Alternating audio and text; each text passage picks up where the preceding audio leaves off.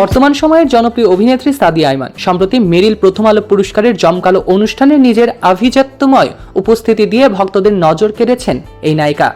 তার সেই বিশেষ মুহূর্তের কিছু ছবি সামাজিক যোগাযোগ মাধ্যমে আসতেই আলোচনা সৃষ্টি হয়েছে। বলা বাহুল্য, অভিনেত্রীর ভক্তরা সাদিয়া আইমানের এই নান্দনিক সাজ দেখে রীতিমতো চমকেই গিয়েছে, কারণ এমন লুকে সচরাচর দেখা যায় না অভিনেত্রীকে। তারকাবহুল মেরিল প্রথম আলো পুরস্কারের জাঁকজমকপূর্ণ আয়োজনে অন্যান্য সুন্দরীদের মতোই নিজের দ্যুতি ছড়িয়েছেন সাদিয়া আইমানও। বেছে নিয়েছিলেন এদিন একটি নীল রঙের চমৎকার জামদানি শাড়ি, যা দিয়ে হয়তো নিজ দেশের ঐতিহ্যকে তুলে ধরেছে এই অভিনেত্রী। তারই কিছু এক ঝাঁক ছবি রবিবার 26শে এপ্রিল সন্ধ্যায় প্রকাশ করেছেন নিজের ফেসবুক পেজে এই অভিনেত্রী। শাড়িটির কিছু নজর করা সূক্ষ্ম এবং উজ্জ্বল কারুকাজ সাদিয়ার রেড কার্পেট লুকে যোগ করে দিয়েছে এক রাজকীয় মাত্রা। ট্র্যাডিশনাল জামদানির সাথে স্লিভলেস হলটার নেক ব্লাউজ পরেছিলেন এই অভিনেত্রী, যা ঐতিহ্যের মাঝেও পশ্চিমা আধুনিকতা ফুটিয়ে তুলতে সার্থক হয়েছিলেন এই সুন্দরী।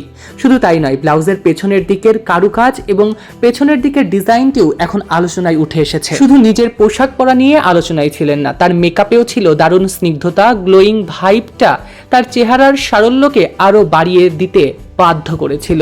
চুলের স্টাইল ছিল একদম সাধারণ, এক ধরনের খোপায় আধুনিকতার ছোঁয়া।